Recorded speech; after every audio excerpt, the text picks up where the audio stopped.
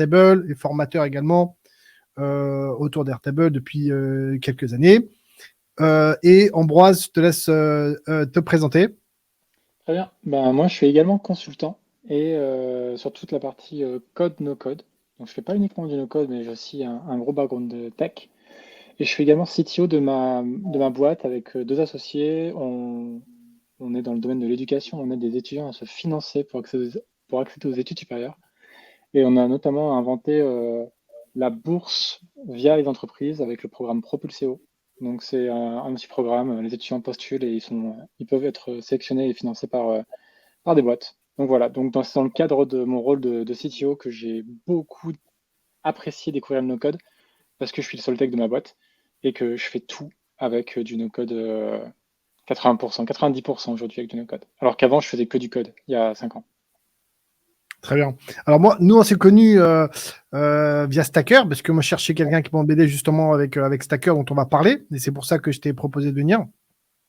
J'avais besoin de créer un script et de rajouter des fonctionnalités sur Stacker, et tu as pu justement, tu connaissais Stacker, et en même temps, tu étais capable de développer, donc tu étais capable de développer un script pour me rajouter des fonctionnalités spécifiques autour de Stacker.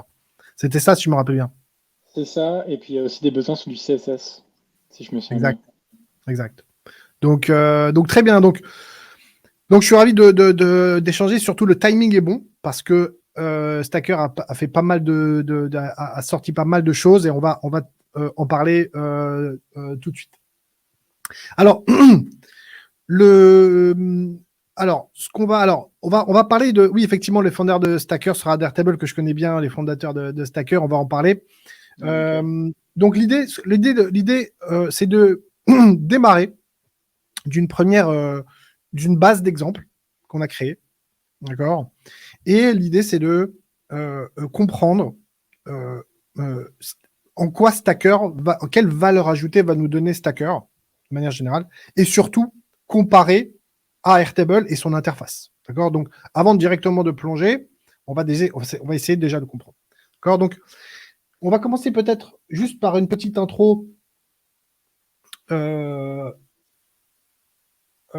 de Stacker. Alors, je vais présenter, je vais rajouter mon écran. Voilà, là, on voit bien mon écran. Alors, on va parler très rapidement de une petite présentation de Stacker. Donc, Stacker, donc l'objectif, c'est de véritablement créer des solutions, des applications complètes en no-code. Stacker, pour moi, c'est, je crois, un des premiers players, si je ne me trompe pas, Ambroise, Ouais, tout à fait. qui s'est positionné sur l'intégration fluide avec Airtable, en tout cas native. Fluide, quand je dis fluide, ça veut dire en quelques clics, quoi. Voilà, on n'a pas besoin de rentrer dans les API, tout ça. Vraiment, en quelques clics, on a créé une application complète avec Airtable en base de données. Ouais, c'est le plus simple. C'est ça. Clairement, historiquement, alors je sais pas quand est-ce que tu avais découvert Stacker, toi, Noam, Il y mais a moi, je me souviens, oui, j'avais 4 ans. ben, 3 à ans. peu près à la même époque. Ouais. J'ai 4 ans et demi, un truc comme ça. Et j'avais besoin de développer une sorte de back-office. Donc, tu vois, pour des opérateurs, ils puissent se connecter, avoir accès à certaines données, pas tout. Le tout en gérant du multitenant, parce que j'avais des différentes entreprises qui devaient surtout pas voir les informations les unes des autres.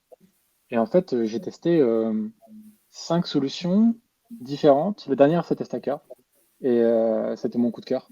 Et la seule qui cochait toutes les cases must-have de mon périmètre fonctionnel. Et j'ai mis 4 mois avant de trouver Stacker parce que j'avais pas pensé à chercher un outil qui se pluguait à mon Airtable existant. Je pensais que j'allais devoir tout changer. Je pensais pas pouvoir Exact. juste mettre un truc par-dessus Airtable. Et du coup, j'avais testé Strapi, Directus, GraphCMS, euh, des outils très différents de ça. Et Stacker, mais c'était le coup de cœur parce que c'est devenu simple de faire des apps avec. Exact. Des apps complexes. Exact. C'est vraiment, je pense, la valeur ajoutée. C'est vraiment la simplicité dans laquelle on va créer la solution. Vraiment quelques clics. Si on a le temps, justement, on fera une petite démo de l'onboarding. Mais d'abord, je veux bien qu'on comprenne l'outil, les enjeux, les problèmes que ça vient résoudre.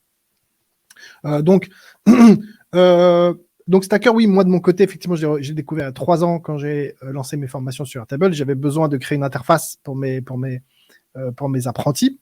Et donc, je pouvais pas les amener directement sur la base Airtable. Je veux absolument utiliser Airtable comme base. Et effectivement, Stacker, c'est un des premiers que j'ai trouvé. Comment je les ai découverts, figure-toi, c'est Sam Davison, un des fondateurs, qui m'a contacté sur LinkedIn à l'époque, et qui m'a dit que, voilà, qu'il avait une petite idée, il voulait avoir un peu mon avis, il était en train de faire son product market fit pour voir s'il y avait de la demande. Et puis on avait fait un call, je leur avais un petit peu expliqué mon besoin. Et puis il m'a dit que, voilà, que vraiment il avait un projet en tête de le faire. Exactement ça, exactement mon besoin. Et donc du coup j'ai suivi l'évolution du truc et donc j'ai chopé l'outil très tôt. Et j'ai suivi l'évolution de Stacker et je pense que c'était vraiment un des tout premiers aussi à. Ouais, t'as été alpha tester Stacker. Alpha. Alors, j'ai commencé à pas tout de suite à la version alpha, mais j'ai pas mal suivi l'évolution et donc du coup c'est un peu mon chouchou, Stacker. Évidemment, j'étudie d'autres options en ce moment, d'autres options qu'on va voir aussi dans les prochaines émissions. Mais c'est vrai que Stacker, pour l'instant, c'est mon premier et j'ai pas encore changé. J'ai pas changé, j'ai pas prévu de le changer. En tout cas, c'est l'outil que j'utilise principalement pour mes applications et pour mon organisme de formation. Alors, revenons à l'essentiel. Donc, Stacker, c'est aujourd'hui, donc ils évoluent énormément, ils se positionnent comme une solution assez haut de gamme, vraiment orientée entreprise. Hein. Ils ont des très très grands noms qui les utilisent. Effectivement, là, la première valeur ajoutée que je vois, moi en tout cas, tu me dis ce que tu en penses, c'est vraiment a few clicks, c'est pas du mensonge. Voilà. C'est pas de l'exagération. On est d'accord. C'est le level incroyable. Ouais, ils ont fait un travail de dingue. Ouais, c'est d'une simplicité assez incroyable. Tu as une base Airtable existante, que tu partes d'une base à toi, que tu as fait toi-même de zéro, ou tu partes d'un template. Tu plugs Stacker dessus, bim, tu as toutes les interfaces de listes, de création, d'update, de vision de tous tes records qui sont déjà générés pour toi et ça te fait gagner un temps fou parce qu'en fait, ça te projette toi-même dans l'usage que tu peux en avoir et ça t'évite totalement l'effet page blanche du je sais pas trop par quoi commencer. Tu commences avec un truc, c'est pas ce dont tu auras besoin au final, mais tu n'as plus qu'à éliminer le truc presque. Ah, ça, j'ai pas besoin, ça, j'ai pas besoin. Ça. Exactement, oui, tu as raison. Tu crées le truc, après, en fait, c'est du travail de suppression plutôt que de la construction, c'est vraiment pas mal. En plus, maintenant qu'ils ont changé l'intégration avec Airtable avec le nouvel API, donc il n'y a même plus besoin d'aller chercher son API key, tout ça. Non, boum, direct, on s'intègre en quelques secondes. J'espère qu'on aura le temps de le voir. Donc, effectivement, en quelques clics, une application fonctionnelle. Et ça, c'est vraiment ce que j'adore et ce qu'on adore. Donc, on peut aussi se connecter à d'autres outils qu'Airtable. Donc, ils ont une intégration Google Sheet, etc. Mais surtout, et là, c'est intéressant, ils ont créé leur propre Airtable interne. Ouais, voilà, donc les Stacker Tables. Voilà, donc Stacker Tables, c'est ça qui est intéressant. Donc, ils se disent, OK, bon, on s'intègre avec Airtable, tout va bien, mais voilà, on est aussi un standalone. Voilà. Et donc, à vous d'explorer.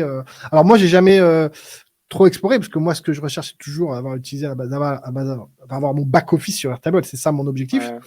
Mais je ne le recommanderais pas forcément d'ailleurs. Hein. Stacker Tables, je ne le recommanderais pas forcément à l'usage. Ah ouais, le problème, c'est un peu d'avoir un système fermé. C'est-à-dire que quand tu es Airtable, tu as toutes tes données à Airtable, tu plugs ça à Stacker et derrière, tu veux mettre du Zapier, du Make, tout ce que tu veux sur Airtable, il n'y a pas de problème. Quand c'est dans Stacker, eh ben, tu n'as plus que les quelques connexions qui existent qui peuvent se plugger à Stacker. Et tu n'as pas cet équivalent, c'est pas aussi puissant. Et du coup, si tu cherches à créer un écosystème où tu peux te plugger un peu à tout, en utilisant les Stacker Tables, ben en fait, tu renfermes ton écosystème. Ça peut être un vrai problème. Et puis, ils n'ont pas toutes les fonctionnalités d'Airtable. Évidemment. Et le seul avantage qu'on avait jusqu'à maintenant d'utiliser Stacker Tables, c'est le sync en temps réel. Mais maintenant, il n'y a plus vraiment besoin parce qu'ils arrivent à faire du sync en temps réel maintenant avec Airtable, c'est ce qu'on va voir. Et un autre avantage, c'est si jamais tu veux stocker beaucoup d'informations parce que tu n'es pas limité aux 50 000 records d'Airtable. Donc là aussi, ça peut être pertinent pour ce genre de cas un peu des cas limites qui sont mal gérés par Airtable. Stacker parfois fait mieux. Bon, ce serait intéressant de le tester. Bon, pas dans le cadre de cette émission parce que nous, on voit vraiment, c'est vraiment centré. L'idée, c'est d'avoir Airtable au centre, mais c'est quelque chose qui vaut le coup d'être testé.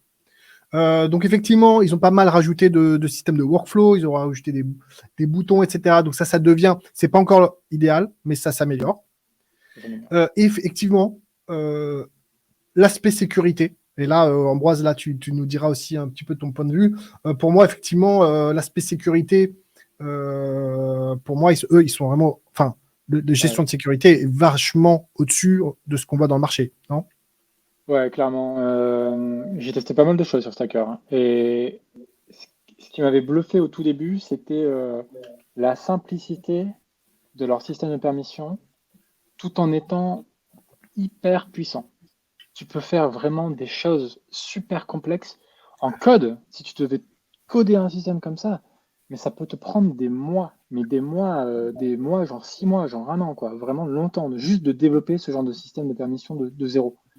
Et là, avec Stacker, tu as ça, c'est tellement bien. Bah, je sais pas si tu as déjà testé Supabase ou des trucs comme ça, mais typiquement, Supabase Ah peut oui, faire l'équivalent de c'est ce monstrueux. que fait Ah oui, Stacker oui, avec les permissions, mais le travail qu'il faut mettre en place derrière, c'est une abomination. exact. Oui, oui, Alors ça, que c'est un là, truc de fou. tu l'as comme ça, quoi, gratos, en quelque sorte. T'as rien à faire Exact. de particulier. Et on a une vraie granularité dans les permissions. On peut aller vraiment dire, voilà, tel champ on peut l'updater, tel champ on peut, etc., etc. Ce qui est vraiment pas Et commun. c'est safe. Et c'est safe Et c'est parce que safe. pour le coup, j'ai été jouer avec leurs API internes pour essayer de bypasser des systèmes de sécurité. Et à ce jour, j'ai pas trouvé de faille de sécurité. Donc, contrairement à du software, par exemple, si on prend l'exemple un peu à Ouais, l'opposé, oui, software qui va venir fetcher toute ta base et que tout se retrouve dans le front-end et tu peux avoir accès à toutes les données, même si elles ne sont pas visibles, parce qu'ils n'ont pas ce genre de filtre pour récupérer l'information. Stacker fait un travail extrêmement propre à ce niveau-là. effectivement. Donc ce sera vraiment un des points forts, en tout cas, à retenir. Euh, alors très rapidement, avant d'aller dans le concret, si je vois un petit peu, juste voir un petit peu les features, donc les workflows, effectivement, interface builder, bien évidemment, flexible database, donc ils ont la possibilité de faire stacker table, permissions, donc des permissions très très avancées, des boutons qui nous permettent de trigger des actions encore un peu limitées mais qui s'améliorent, et Ouais, évidemment surtout external Graph data API. sync, la sync avec Airtable et d'autres. D'accord. Donc nous, ce qu'on va voir évidemment, c'est l'intégration, avec Airtable. Ça, je pense qu'on n'en a pas assez parlé, Noam. C'est Ouais. justement cette capacité que Stacker a, et c'est un des rares outils hein, à avoir cette capacité. C'est dans la même app, on va pouvoir plugger une source de données Airtable, une autre source de données Airtable d'une autre base, une source Google Sheet, une source ailleurs, genre Pipedrive ou je sais pas trop quoi. Enfin, tu peux plugger plein de trucs différents et tout avoir dans la même application. Donc ça devient une sorte de hub applicatif et ça permet de faire des choses assez folles. T'as plus qu'à lier les ID à l'intérieur dans Stacker pour faire des relations entre les entités et bim, tu as un système sur des données stockées sur différents systèmes de stockage. Tu arrives à tout recentraliser dans Stacker et ça, c'est une de leurs plus grandes forces également. Ah, génial, mais j'ai jamais testé. T'as déjà testé? Ouais, j'ai Ouais. déjà testé, ne Ah, serait-ce ça. que par exemple, un cas assez simple, tu as deux bases Airtable euh, et t'as pas les ID Ah oui, qui correspondent dans chacune de ces bases, par exemple, tu vois, ce oui. genre de truc, mais tu sais comment ça fonctionne.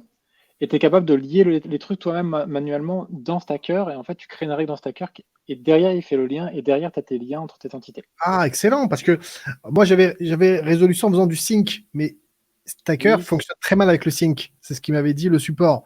Quand par exemple j'ai fait un sync de ma base user, ouais. il avait un peu galéré à trouver des users.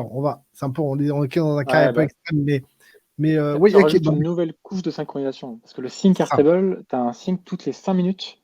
exact.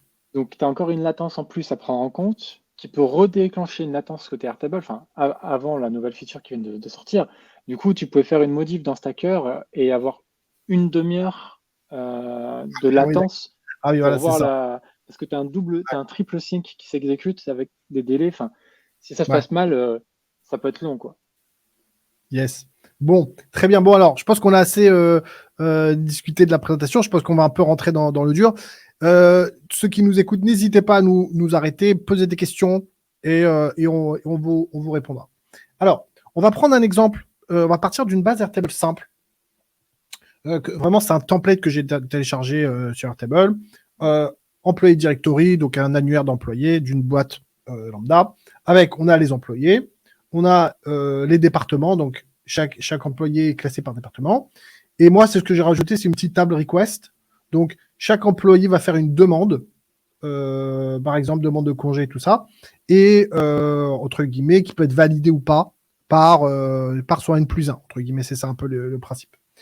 Alors, si on part de ce use case-là qui est très simple, si on s'amuse à faire une interface, on peut faire des choses très belles avec les interfaces Airtable.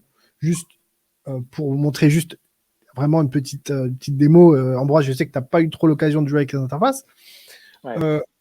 Donc là, regarde, dans quelques clics, moi, je peux créer quelque chose comme ça. Donc vraiment, un truc super épuré, ultra efficace, où je vais retrouver mes employés et je vais avoir la possibilité de faire un expand beaucoup plus épuré, beaucoup plus propre, beaucoup plus fluide que le expand record d'Airtable qui n'était pas fou.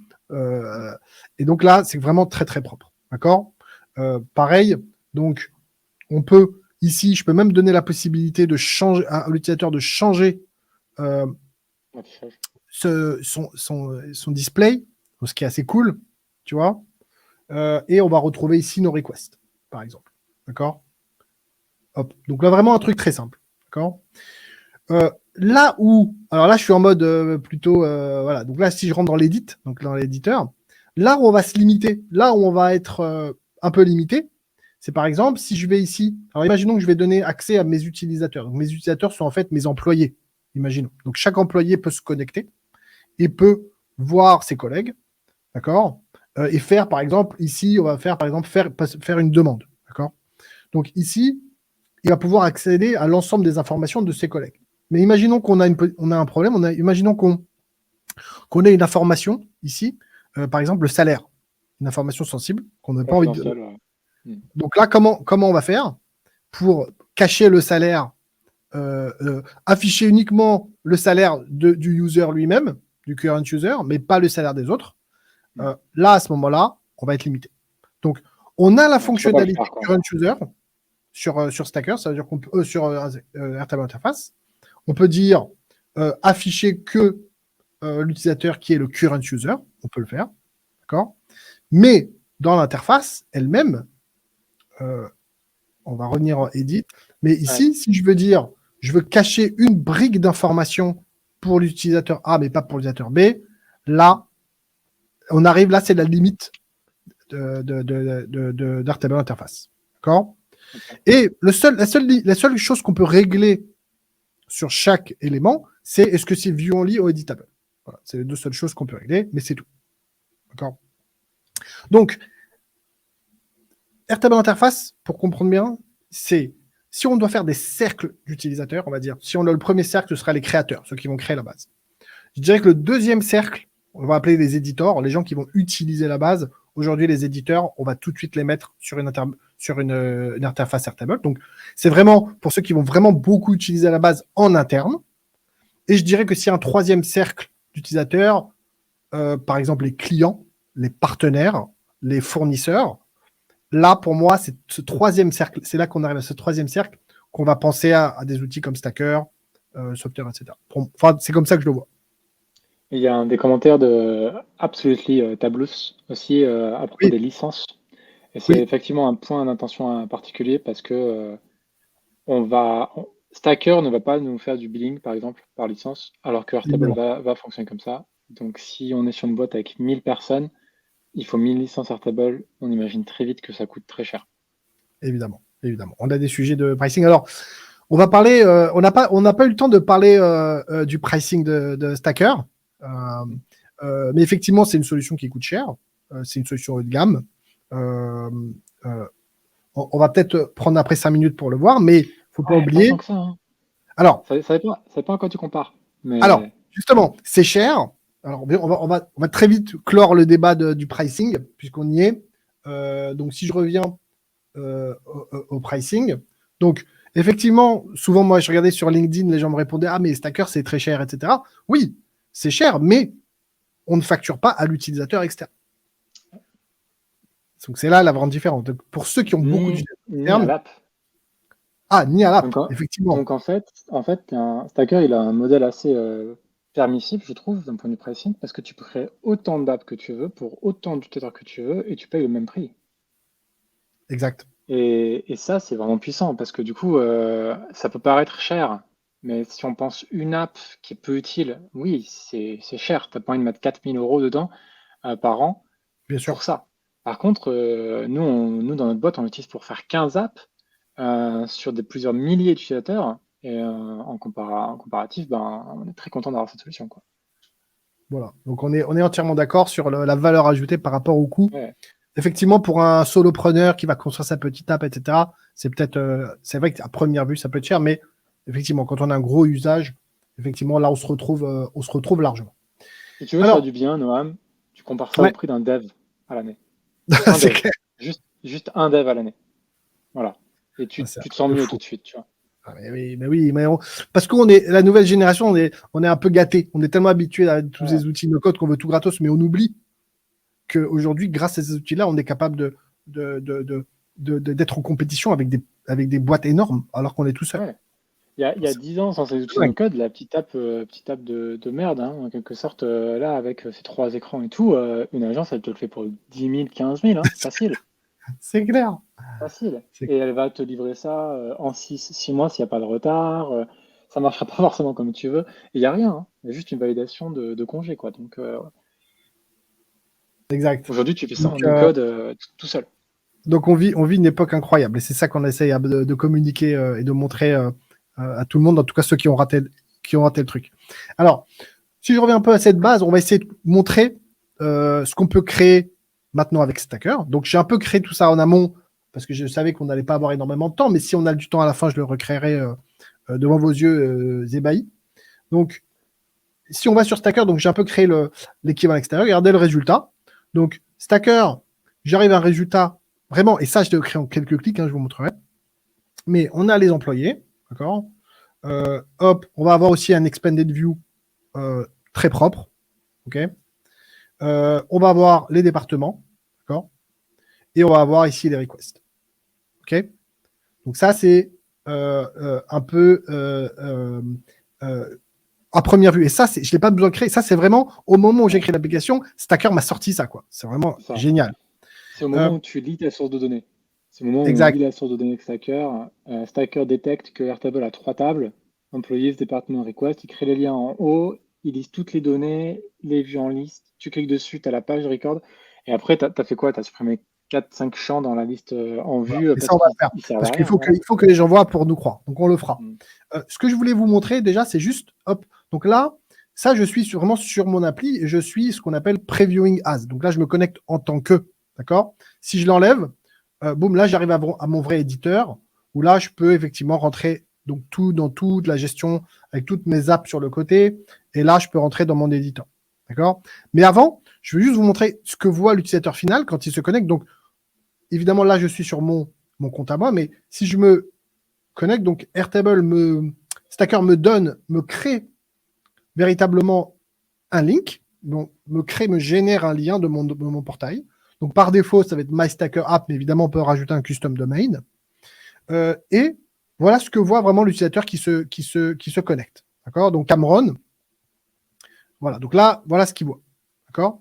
Donc pourquoi je te montrais ça? Parce que je voulais, avant de démarrer, tester le real-time sync, parce que c'est vraiment pour moi aujourd'hui vraiment le game changer. Ouais. Jusqu'à il y a quelques Ouais. jours, Ouais. hein, même pas quelques semaines. Euh, 2 semaines. Une semaine, 2 semaines. voilà, donc une semaine, 2 semaines. Donc voilà, on est dans un timing super. Donc jusqu'à une semaine, 2 semaines, on avait donc un temps de synchronisation entre De 15 Airtable minutes. et Stacker de 15 minutes. Alors attention, on précise pour tout le monde, c'est dans un seul sens. Ça veut dire que si je viens ici, alors on va faire le test. Si Cameron il vient ici, il modifie ses informations, je modifie mon numéro de téléphone, je fais un 2, 3. Là, évidemment, dans ce cas-là, ce sera immédiat. Ouais, D'accord. On est d'accord. Donc, c'est que dans le tout à fait. sens Stacker vers Airtable. C'est-à-dire que Stacker fait un call API, et là, à ce moment-là, c'est immédiat. Par contre, si je vais venir ici dans ma base, si je reviens dans ma base et que je vais modifier ici, donc là, ça a été rapide, mais si par contre je modifie ici, on va attendre un quart d'heure le temps que ça arrive sur mon interface. Pourquoi? Parce Ouais. que Stacker fait ce qu'on appelle le polling, il va aller chercher toute la data tous les quarts d'heure. D'accord. Mais C'est ça, ça. c'était pas la faute de Stacker, si je me trompe pas, c'est là que tu me corriges. En moi, c'était vraiment la limite. c'était la limitation vraiment intrinsèque de l'API d'Airtable, c'est ça? Ouais, c'est ça. C'est qu'en fait, Airtable n'avait pas de moyen pour que Stacker techniquement puisse dire, hey, dis-moi quand est-ce qu'une information change. Non, c'était bon, ben, je vais venir vérifier s'il n'y a pas eu des changements. Donc, je récupère tout, je fais un comparatif avec l'existant. Et là, je me dis, OK, il y a des changements, j'applique les changements dans Stacker. Et du coup, ils ne peuvent pas récupérer toutes les données tout le temps à cause d'autres limitations. Ce qui fait que quand tu mets à jour une donnée via une automatisation, par exemple, dans Airtable, eh ben, tu peux avoir jusqu'à un quart d'heure de latence. Des fois, ça prend 5 secondes, ça peut arriver, mais des fois, tu prends un quart d'heure dans la poire.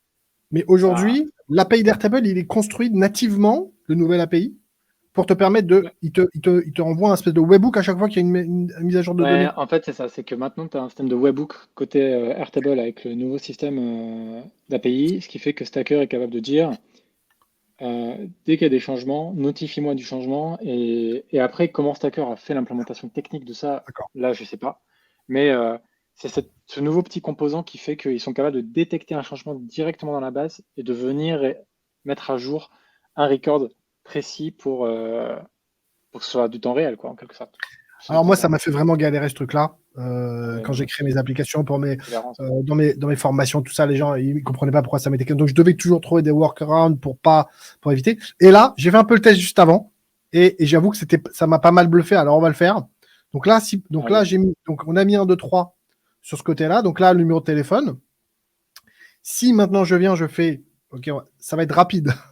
Donc si je fais 4, 5, 6 entrées, regardez, Ah ouais, d'accord. ah Ah, c'est il vraiment, détecte chaque micro-changement, du coup, ah comme ouais, ouais, c'est Airtable. puissant. Alors là, hop, voilà. Hmm. C'est c'est du push. Vraiment, c'est du push. C'est-à-dire que j'ai pas eu besoin de rafraîchir. Ouais. Donc, Ah, c'est cool. C'est vraiment d'accord. cool. Donc là, c'est un game changer pour moi. D'accord. Donc là, je crois pas qu'il y ait une application aujourd'hui qui est capable de faire ça. Tu me corriges après. Faut voir. Euh, Avec Airtable, Peut-être qu'elles y arriveront parce que si elles s'implémentent, ouais, bah, Stacker a pu le faire, donc maintenant tout le monde peut le faire. tout le monde peut le faire. C'est juste ouais, une question de temps, quoi, par rapport à quand est-ce que les devs vont développer ce genre de choses. Donc ça, c'est assez fantastique. Donc là, on voit donc real time, real time. Donc si on rentre un petit peu maintenant dans le paramétrage, donc là, je vais rentrer un petit peu dans les settings. Hop. Donc là, c'est bien foutu ce truc des settings comme ça qui se posent. Mm. Donc là, je suis sur le data source. Donc là, j'ai choisi Airtable. Et là, donc j'ai sync et real time. Donc ça, c'est vraiment très cool.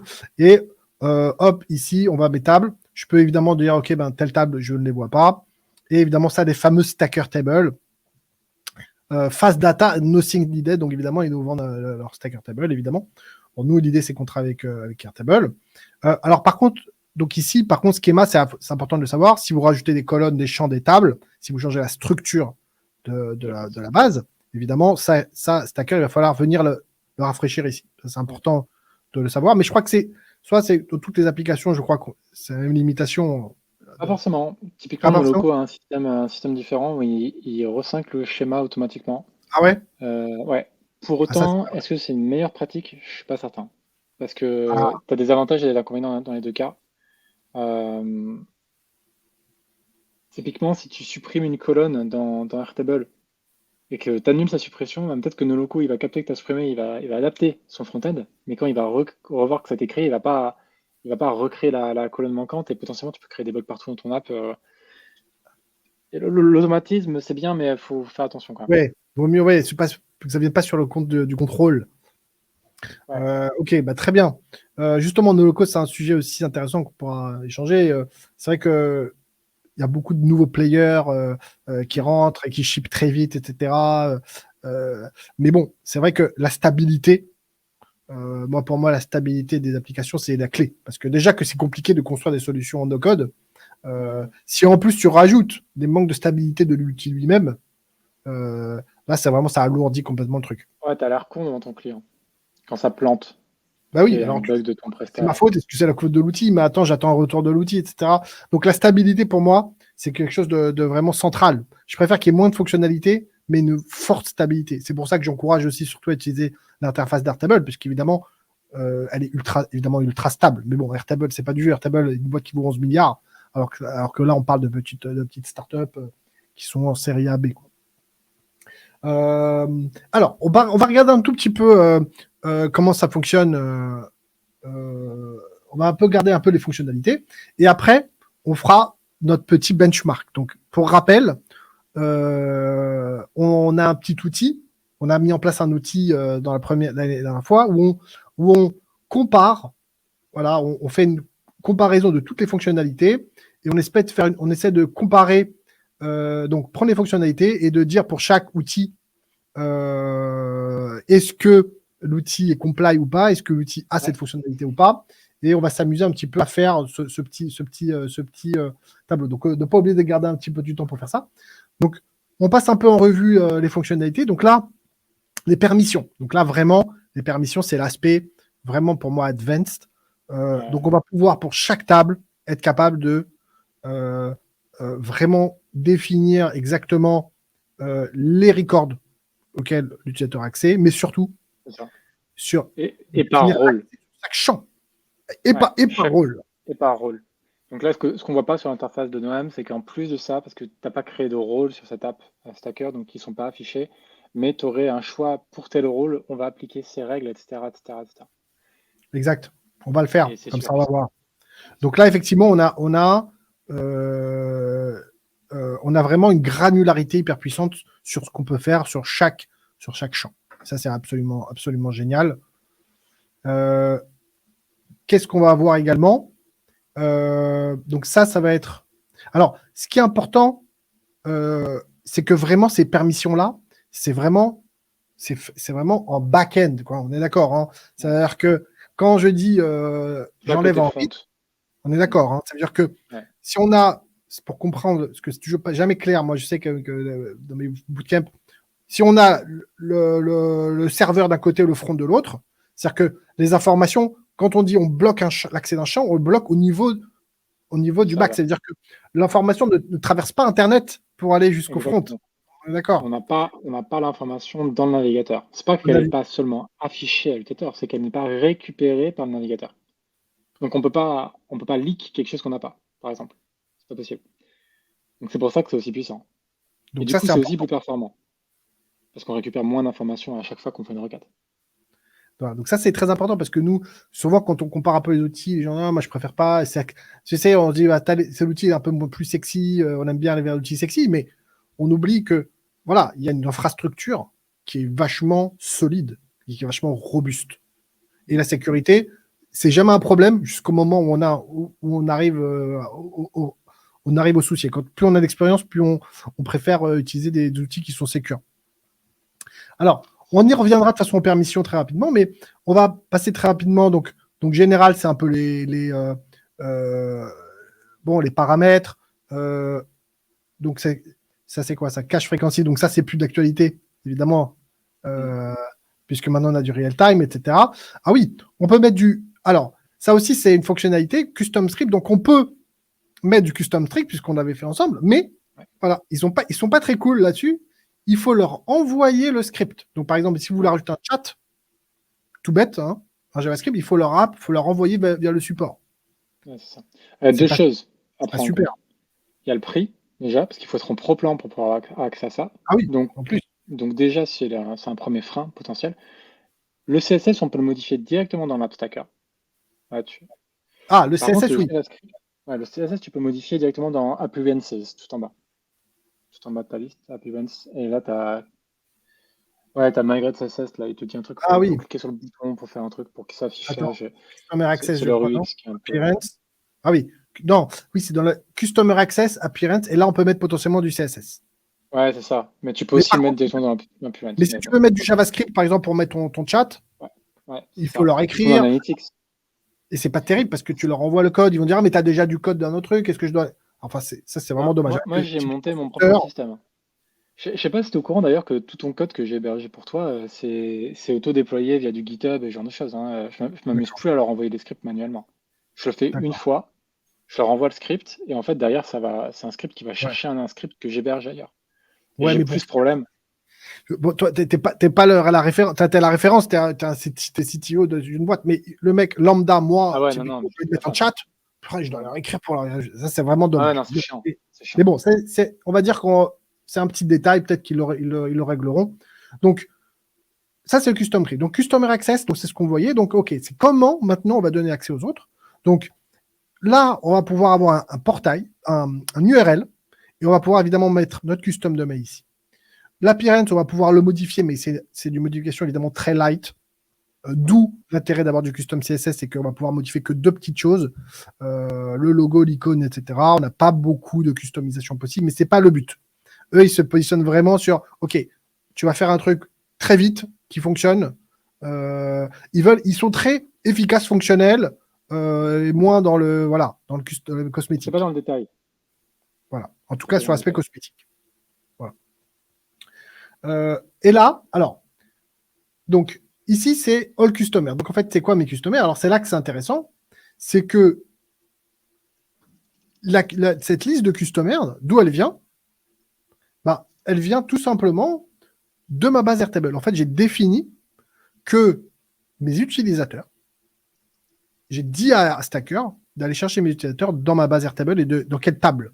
Donc, j'ai bien dit, et là, peut-être qu'effectivement, il faudrait peut-être le refaire, l'onboarding, mais en gros, j'ai bien indiqué que les utilisateurs sont dans la table employée. Et donc, automatiquement, Stacker va les chercher.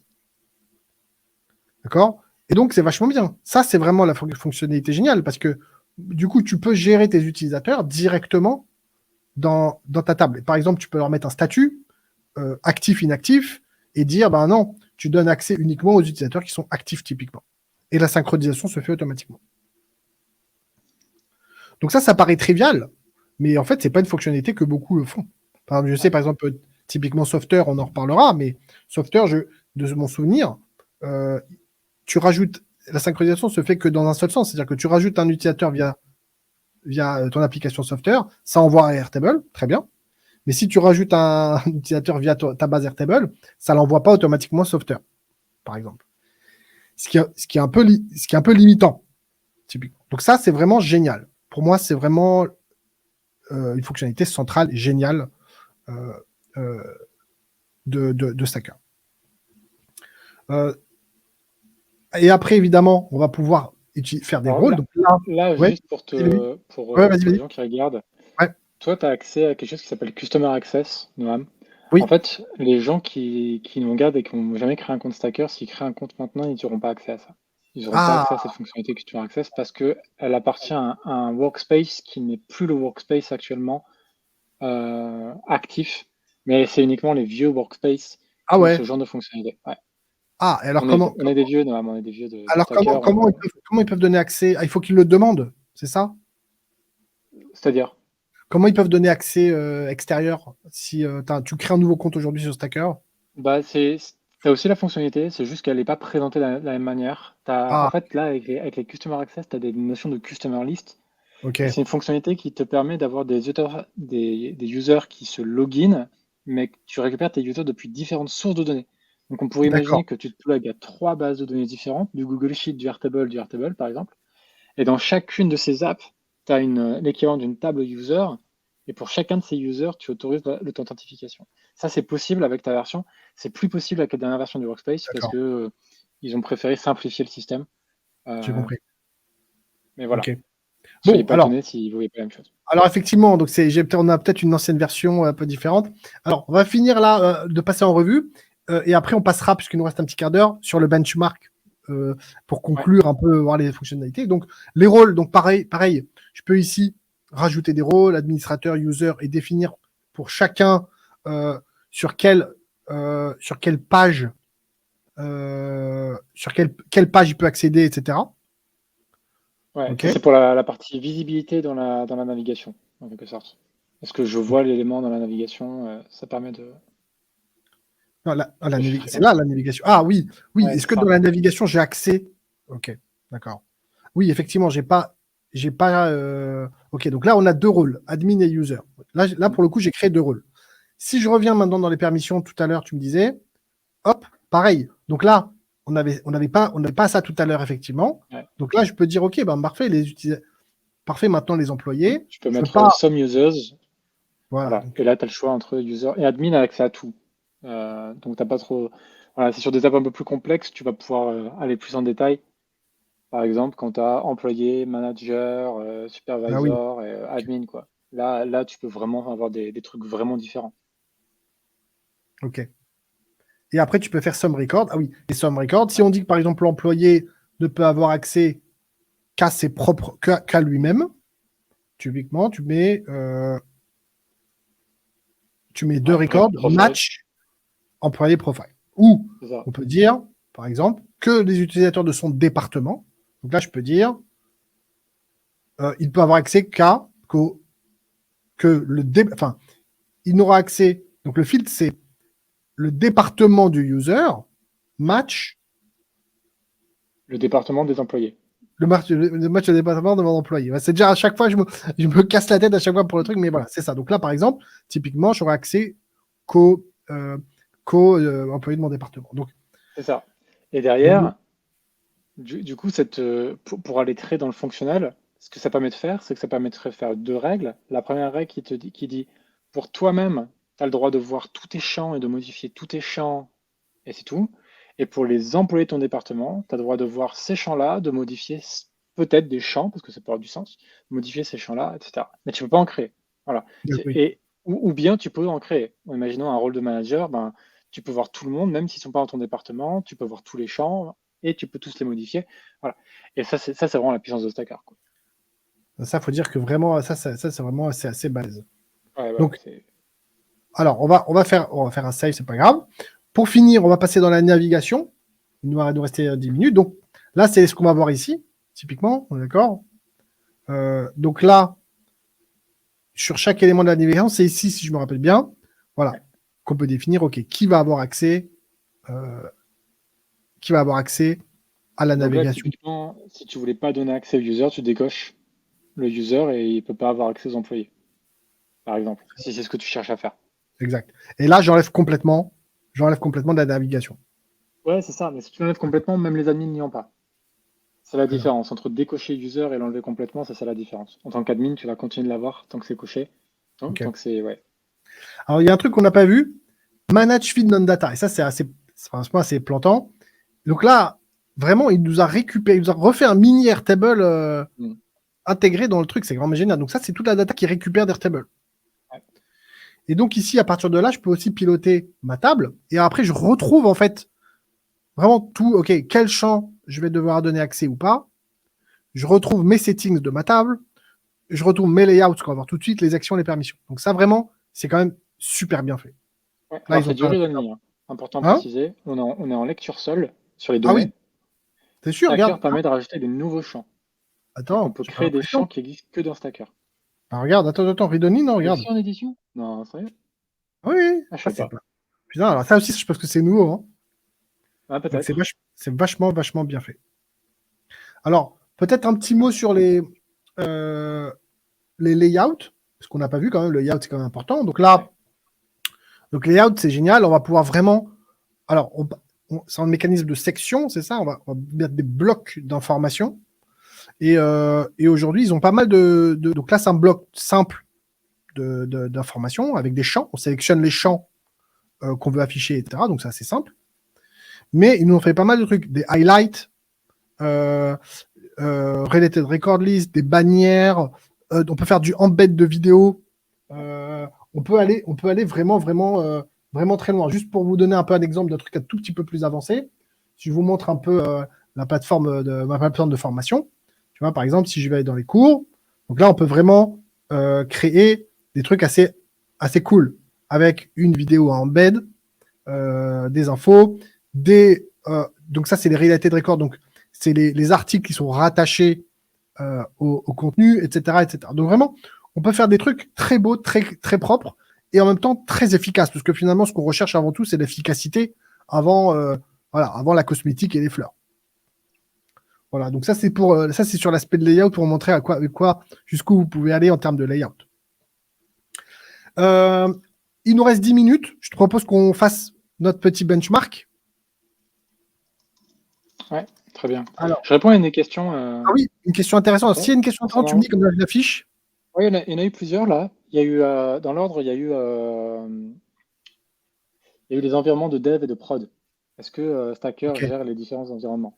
Et bah, la réponse est non, il n'y a qu'un seul environnement, c'est l'environnement de prod. Dès qu'on fait une modification qu'on puisse sauvegarder, bam, c'est en prod auprès des users finaux.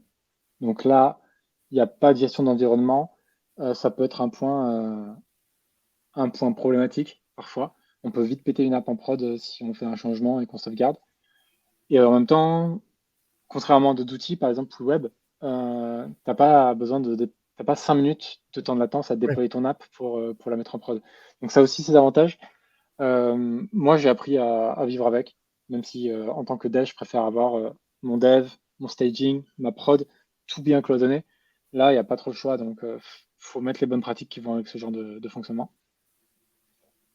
Euh, Il y avait une Alors là, question de sur WeWeb, mais WeWeb, ce sera une des sujets sur d'une le web, émission ouais. entière. Mais oui, ça marche bien avec WeWeb, mais on en reparlera. Ça fonctionne. Fais attention. Alors, WeWeb fait partie des outils qu'on va benchmarker. Donc là, il nous reste 8 minutes, donc on va essayer un petit peu de passer en revue les fonctionnalités. Pour Stacker, alors, je sais ce que tu vas me répondre. Alors, premier truc, c'est vraiment public webpage. Est-ce qu'on peut créer une page publique avec Stacker? Donc, moi, de ma connaissance, non, mais je sais que tu as réussi euh, à contourner. Donc, je mets appeler Ambroise, Ouais, Ambroise c'est ça. pour Il y a, contourner. il y a il y a deux astuces qui combinées font que ça devient possible. Mais c'est pas forcément souhaitable. D'accord. Bon, évidemment, c'est Donc pas le but, c'est pas fait on pour peut ça, laisser évidemment. non. Ouais, on peut laisser non. Contrairement à Softer, c'est intéressant aussi, effectivement, Softer, on peut faire des choses publiques, en parler, donc site public, site donc c'est intéressant pour d'autres scénarios. Donc pour moi, vraiment, je vois ces deux outils-là, c'est vraiment pour moi vraiment deux utilisations assez distinctes. Pour moi, ils sont moins comparables que ce qu'on peut s'imaginer. Pour moi, Stacker, c'est pour faire une application de style back-office, donc principalement des outils qu'on va considérer outils internes. On n'est pas sur des apps publiques, un site web marketing, et ce genre de choses, c'est pas du tout fait Ouais. pour ça. Après, on peut aussi faire des apps externes pour des clients externes, ce genre de choses, c'est aussi possible. Mais voilà. Softer, on est vraiment sur un outil qui se veut joli et qui a pour objectif principal de faire des apps que tout le monde peut consulter. Donc, on n'est pas du tout sur la même catégorie d'application.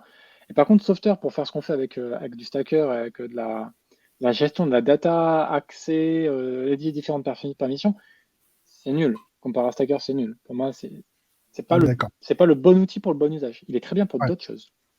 Ok. Bon, bah, on fera Softer le mois prochain.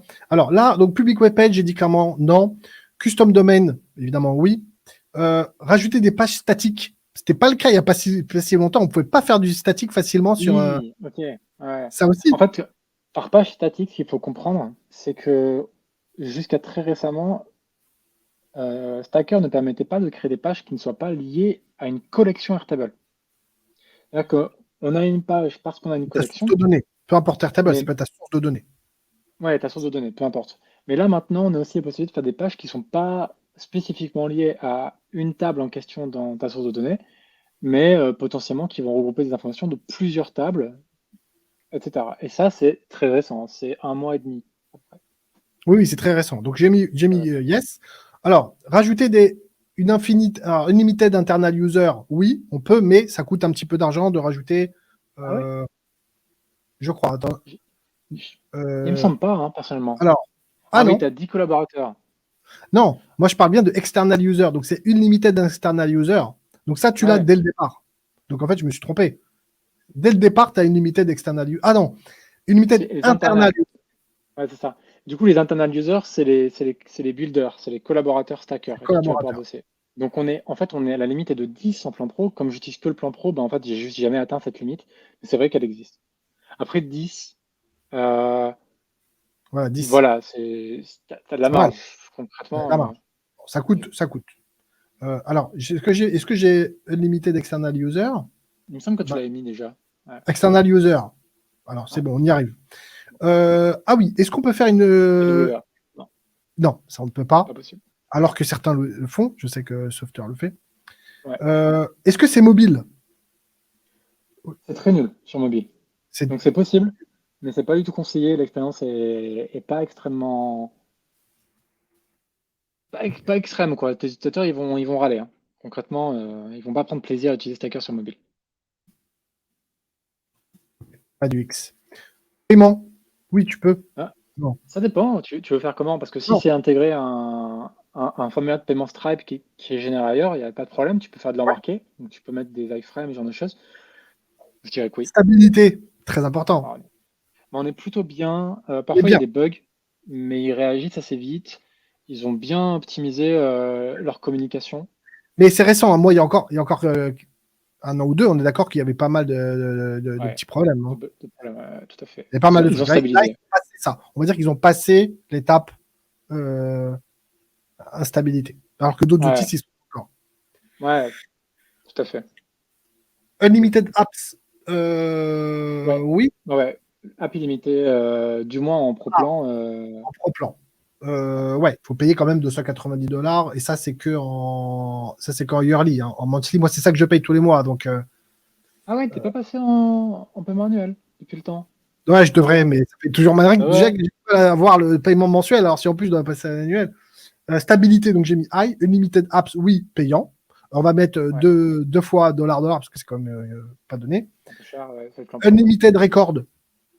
Oui et non. Euh, Oui et non. C'est-à-dire que si tu utilises. En fait, ça dépend de ta source de données. Donc avec oui, Airtable, tu es quand même limité par Airtable. alors oui, avec Après, si tu utilises Stack Stackable. Airtable, tu es théoriquement limité. Mais bon, dans la pratique, je sais pas ce qui se passe quand il y Bon, a beaucoup de records qui s'affichent. ce que je veux dire, c'est qu'ils ne te limitent pas. C'est-à-dire que c'est la limite d'Airtable, c'est Limite pas pas. la limite à eux. C'est ça? Tout à fait. Tout à fait. Ah, voilà. 10 000 records. Ouais, après, c'est illimité après. Après, c'est limité à la limite de ta source de données, bien évidemment. Donc moi, j'aurais dit payant.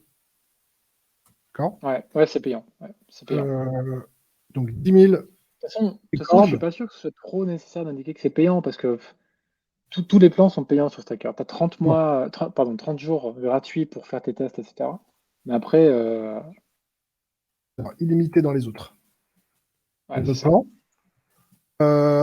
Limite de la source de données, évidemment. Ouais. White label, est-ce qu'on peut faire du white label, ça veut dire marque blanche, la personne ne sait pas que je suis sur Stacker, oui. Je sais pas. En fait, Si. t'es sûr de ça? Même sur les Ouais, oui. interfaces de connexion et tout, tu peux Si toujours tu mets gérer un le logo? custom domain, tu peux même faire un logo. Si tu as plusieurs clients, tu mets un logo pour chaque client et la, Ouais, et la personne ne saura pas qu'il est sur Stacker. ouais, ouais. Donc oui, J'ai moi, j'ai- oui j'ai pour des moi. réserves. J'ai des Ah ouais? réserves. Ouais, j'ai des réserves. Je pense qu'en fait, le logo Stacker s'affiche toujours sur certaines pages. Genre quand tu te connectes et que tu as ton loader de connexion, ce genre de Ah petites ouais? conneries où tu vas potentiellement comprendre que tu es sur un Ok. système externe. Donc, à confirmer. Ouais. Il faudra vérifier. Il y a, Alors, il y a une on a- question de ouais. Olivier à propos de l'hébergement des données en Europe. Est-ce que c'est possible de stocker les données en Europe ou bien c'est uniquement aux US? Euh, Pas de question. Ça faudrait rajouter ça je... en fonctionnalité. alors, en fait, ce que je sais, c'est qu'on ne peut pas choisir où est-ce que sont stockées les données. Pour Ouais. autant, je ne suis pas certain que ce soit aux US. Il faudrait que je regarde. Oui, on va vérifier. Mais ce sera que du Stacker Table, du coup. Parce que la Airtable, Oui, c'est bah, Airtable. ouais, effectivement. En fait, ça va dépendre parce que Stacker en lui-même, quand on parle de stockage de données, il a son cache temporaire. Donc cette Ah, partie-là, elle est stockée quelque part. Oui, Stacker, c'est au UK, exactement, c'est yes. ça. Je ne savais plus où c'était, mais c'est leur siège social, c'est Irlande. Donc c'est UK, donc ils doivent stocker ça en Europe au niveau du cache. Par contre, si tes données elles viennent d'Airtable, tes données elles sont quand même aux US. Oui, Parce que Airtable, c'est que aux US. yes. Alors, comme on arrive à la fin, on va aller assez rapidement sur le reste. Donc, Ouais, ça. du code, donc les embeds, oui, on peut faire des embeds sur Ouais. Stacker. On peut rajouter du custom CSS. Donc, je sais pas pourquoi j'ai mis orange. Non, tu peux mettre du custom Tu peux le faire CSS. sur tous les. Non, c'est payant. Il faut être en plan pro. Ah, d'accord. Bon, on va le mettre en plan pro. Ouais. OK. Pareil pour le JavaScript. Ouais, mais sauf, attention, il faut le renvoyer. Envoyer Ouais, le c'est script. vrai. Ouais, ça, c'est un peu relou à Ça, noter. c'est relou. Est-ce qu'on peut embedder des choses sur les autres? Ça, j'ai rajouté pour Software parce que j'adore cette fonctionnalité-là. Tu peux faire des embeds de ta page vers d'autres sites. Ça, je trouve ça assez cool. Bah, Mais ça, évidemment, on ne peut pas faire ça tu sur. penses que non? Ouais, tu crois que non? C'est pas possible? Ouais. Ouais, il n'y a pas de fonctionnalité comme ça, de clic. Tu vois? Ouais, Ça, ok. j'adore. Tu peux faire une iframe qui vienne charger ton site, Ouais, mais ouais. tu vas pas Non, pouvoir je faire sais que toi, dans ta tête, tu pars dans des trucs, en 2 secondes, tu as fait le code et tout dans ta tête, mais je parle pour le user lambda qui clique. Non, on n'a pas ce truc. ça va pas Euh, être fou. Ouais. alors, data sync. Donc, est-ce que alors, ça, c'est. Est-ce que le sync after refresh? Donc, maintenant, oui. Avant, j'avais mis non. Est-ce qu'on a du real time? Oui. D'accord. Donc, la différence entre les deux, c'est que ça se refresh, la data se met à jour que si on refresh la page. Et là, real time, c'est vraiment real time. Je ne touche à rien, ça se real time. Donc, dans les deux cas, c'est ouais. Donc là, deux fonctionnalités quand même importantes. External user, donc oui, on peut synchroniser les users dans les deux sens. D'accord. Unlimited external user, donc oui, à partir du premier plan, on a unlimited external user. Tout ce qui est rôle et permission, bah, on a tout. Donc, est-ce qu'on peut faire de la visibilité? On peut gérer la visibilité des sections en fonction des permissions des rôles. Est-ce qu'on peut cacher ou pas une page en fonction des rôles? Est-ce qu'on peut filtrer la data par recurrent user? Ouais. Et ce qu'on a mis le plus important, filter data en back-end. Donc ça, c'est l'aspect. Faudrait que je rajoute un truc sécurité, hein, pour le coup. Faudrait peut-être. vraiment, c'est tout un sujet, je pense, la sécurité. Mais en tout cas, ça coche toutes les cases. Il y a quand même un petit point. Ouais. Je mettrai peut-être un orange dans filter by current user.